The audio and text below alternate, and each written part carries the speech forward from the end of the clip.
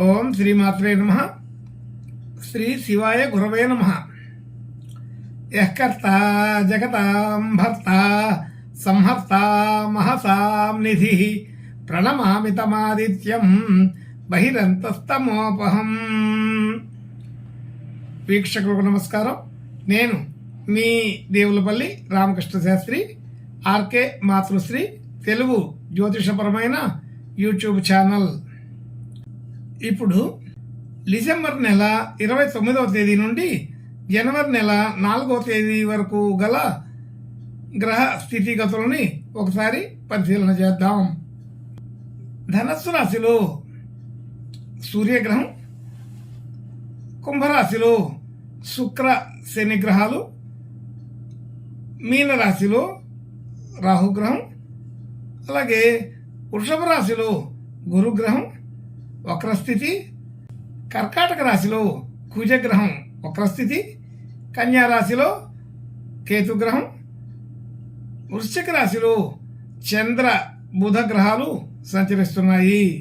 ఇటువంటి గ్రహ స్థితిని అనుసరించి ఈ వారం రాశులకి వార ఫలాలు తెలుసుకుందాం. ఓం శ్రీమాత్రే నమః. ఇప్పుడు సింహరాశి వారి గురించి తెలుసుకుందాం.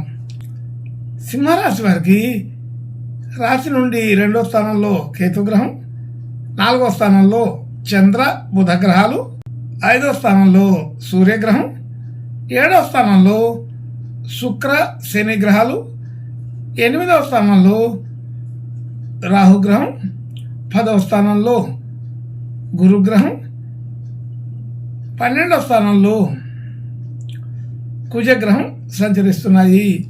ఇటువంటి గ్రహ సంచారాన్ని అనుసరించి ఈ వారం ఈ సింహరాశి వారికి మంచి అనుకూలంగానే ఉందని తెలుస్తోంది. ముఖ్యంగా రాశ్యాధిపతి పంచమంలో ఉండడం, దశమ కేంద్రంలో గురుగ్రహం ఉండడం ముఖ్యమైన అంశాలుగా చెప్పవచ్చు. ఈ వారం ఈ సింహరాశి వారు సరైన నిర్ణయాలు సకాలంలోనే తీసుకుంటారు, కానీ అమలు చేసే విధానంలో కొంత నిదానంగా ఉండటం జరుగుతుందని తెలుస్తోంది. అలాగే ఆలోచన తీరు అంతా కూడా సవ్యంగా ఉంటుంది. ధన యోగాదులు బాగానే అనుకూలపడుతున్నాయి. బాగా గతంలో కంటే పెరిగే అవకాశం ఉంటుంది.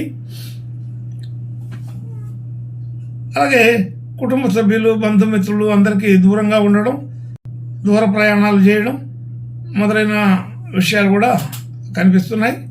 అలాగే గృహ వాహన యోగాదులు కూడా సాధారణంగా బాగానే కుదురుతున్నాయి. విద్యార్థులకు విద్యా సంబంధించిన విషయాలకి అనుకూలత ఉన్నది.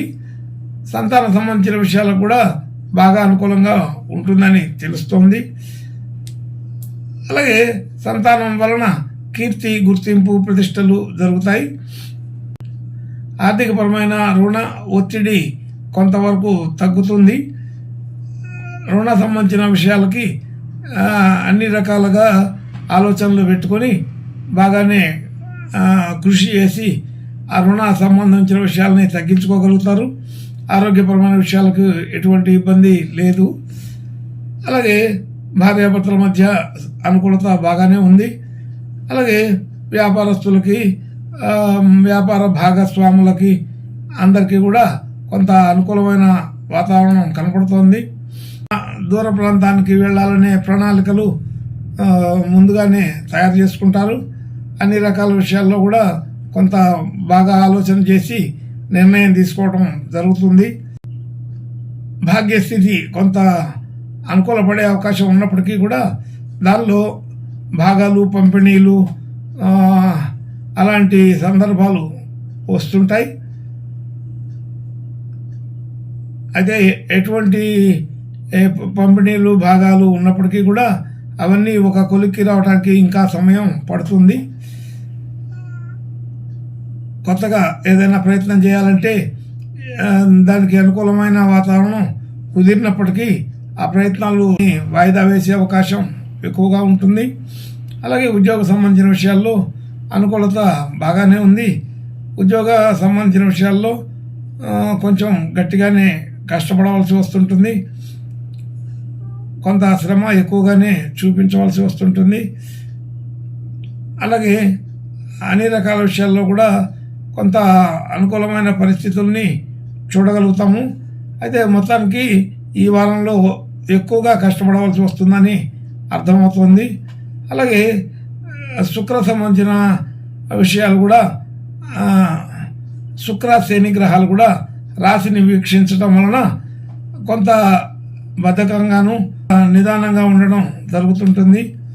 అలాగే పనిలో ఒత్తిడి ఎక్కువగా ఉన్నట్టుగా అనిపిస్తుంటుంది.